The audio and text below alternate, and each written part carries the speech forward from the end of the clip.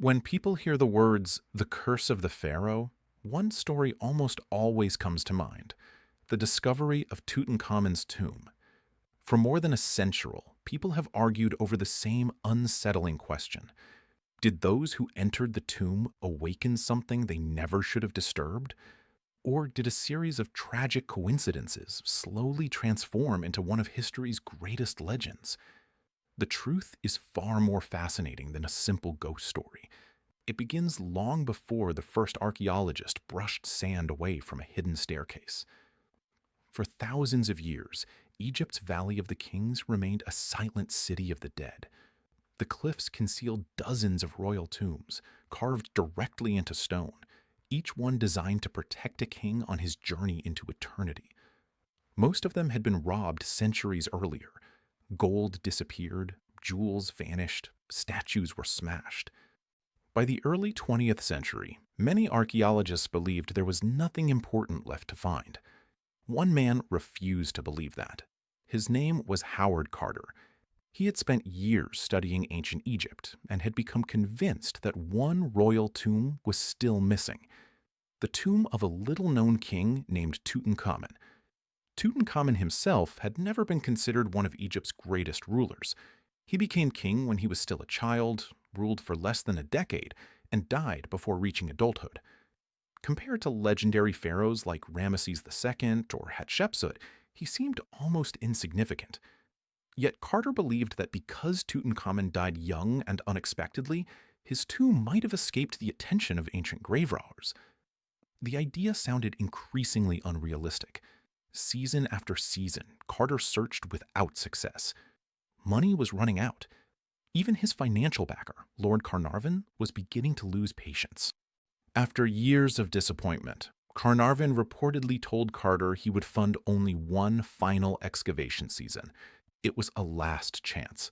If they failed again, the search would end forever. On November 4th, 1922, everything changed. A young water carrier noticed something unusual beneath the sand: a stone step. Workers cleared away more sand. Another step appeared. Then another. Soon an entire staircase emerged, leading downward into the rock.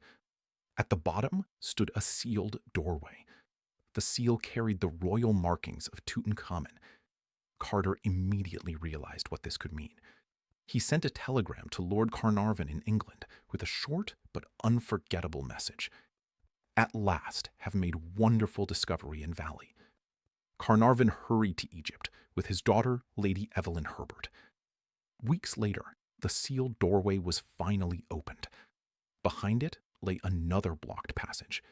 The tension became almost unbearable. Then came the moment that would enter history forever. Carter carefully made a tiny hole through the second doorway. Holding a candle, he peered inside. For several moments, he said nothing. Carnarvon, standing behind him, grew impatient. "Can you see anything?" Carter's reply became legendary. "Yes, wonderful things." The room beyond glittered with gold. Golden couches shaped like mythical creatures, beautiful chariots, furniture, weapons, jewelry, statues. Everything appeared almost untouched. Unlike nearly every royal tomb discovered before it, this one had remained astonishingly intact. It was one of archaeology's greatest discoveries. No one standing there could have imagined that another story was about to begin. Newspapers around the world exploded with excitement. People became obsessed with ancient Egypt. Photographs of golden treasures appeared everywhere. Museums saw record crowds. Fashion even borrowed Egyptian styles. But journalists also searched for something even more dramatic: a curse. Rumors spread that mysterious warnings had been found near the entrance. Some newspapers claimed an inscription read, "Death shall come on swift wings to him who disturbs the peace of the king." It sounded terrifying. There was just one problem. No such inscription was actually found on Tutankhamun's tomb entrance. The quote likely came from other Egyptian funerary texts and was gradually attached to the story because it made excellent headlines. Still, once the idea entered public imagination, it refused to disappear. Only months after the tomb was opened, tragedy struck. Lord Carnarvon developed what appeared to be a mosquito bite while staying in Cairo. He accidentally cut the bite while shaving. The wound became infected. Soon he developed blood poisoning. Despite medical treatment, his condition worsened rapidly.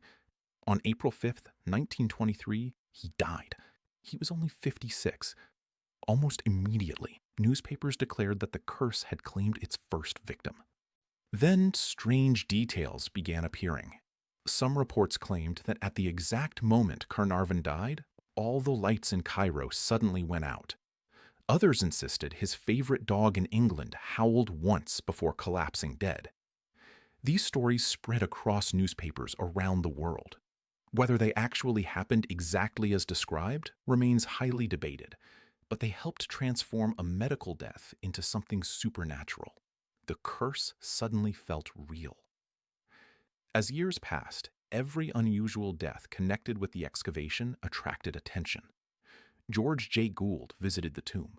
Not long afterward, he became ill and died. Prince Ali Kamel Fahmy Bey was murdered. Arthur Mace, one of Carter's archaeological team members, died after suffering health problems. Several others connected to the excavation passed away over the following years. Each death strengthened the legend. The newspapers rarely mentioned something equally important. Many members of the excavation lived long lives. Howard Carter himself survived for another 17 years after opening the tomb. He died in 1939 at the age of 64 from lymphoma. Lady Evelyn Herbert, one of the very first people to enter the tomb, lived until 1980. Dr. Douglas Derry, who examined Tutankhamun's mummy, lived for decades afterward. Numerous workers, photographers, scientists, and Egyptian laborers connected with the discovery experienced no mysterious fate at all. Those facts rarely made exciting headlines. People remembered the deaths. They forgot the survivors. The timing also mattered. Medicine in the early 20th century was very different from today. Infections that are easily treated with antibiotics now could become deadly. Blood poisoning claimed countless lives. Travel conditions exposed visitors to unfamiliar diseases. Many expedition members were already middle-aged or suffered existing health problems. Seen from that perspective, some historians argued there was nothing supernatural at all. Yet the mystery refused to disappear. Then another theory emerged. Perhaps there wasn't magic. Perhaps there was biology. Some researchers suggested ancient tombs could contain dangerous molds, fungi, or bacteria, sealed inside for centuries. Opening enclosed chambers might expose explorers to harmful microorganisms. Certain fungi can indeed produce toxins capable of affecting human health. Spores trapped in poorly ventilated spaces may cause severe respiratory problems in vulnerable individuals. Scientists have found microorganisms inside some ancient burial chambers. Could they explain at least some of the reported illnesses? Possibly, but the evidence remains far from conclusive. No scientific study has ever demonstrated that a deadly biological agent from Tutankhamun's tomb caused the famous deaths linked to the curse. It's an interesting possibility, but not definitive proof. Ancient Egyptians themselves certainly believed in protecting tombs. Their entire burial tradition revolved around preserving the body and ensuring the soul's journey into the afterlife. Some tombs included warnings meant to discourage robbers. Others relied on hidden chambers, sealed entrances, and elaborate architecture instead of written threats. The idea of disturbing a royal burial was considered deeply offensive. But modern images of glowing curses and invisible supernatural revenge owe far more to novels and Hollywood films than to actual Egyptian religious beliefs. Stories grew larger with every retelling. Fact slowly blended with fiction. Tutankhamun also became a cultural phenomenon, unlike any archaeologist could have predicted. Books appeared, movies followed, comic books embraced the curse, radio programs discussed it, television documentaries returned to it again and again. Eventually, the curse of the pharaoh became one of the most recognizable mysteries in popular culture. Ironically, Tutankhamun himself had been a relatively minor king during his lifetime. His greatest achievement may have come more than 3,000 years after his death. His tomb turned him into the world's most famous pharaoh. Modern historians often point out another interesting detail. Humans naturally search for patterns. When something tragic happens after an unusual event, we instinctively connect the two. It's called confirmation bias. People notice evidence supporting a dramatic story while overlooking evidence that contradicts it. If 20 people enter a tomb and 3 later die over several years, those 3 become unforgettable. The 17 who continue living ordinary lives quietly disappear from the narrative. A curse is a better story than coincidence. Our brains love stories, especially frightening ones. Even today, visitors standing outside Tutankhamun's tomb sometimes lower their voices without realizing it. The desert is quiet. The air feels heavy. The painted walls still display scenes meant to guide a young king into eternity. It's easy to imagine why legends were born there. Whether someone believes in ancient curses or not, the atmosphere has an undeniable power. You are standing in a place built over 3,000 years ago by people who believed death was only another beginning. That alone is enough to stir the imagination. More than 100 years have passed since Howard Carter first looked through that tiny hole in the sealed doorway. Scientists have examined the mummy. Researchers have studied the artifacts. Medical experts have analyzed many of the reported deaths. Yet the debate continues.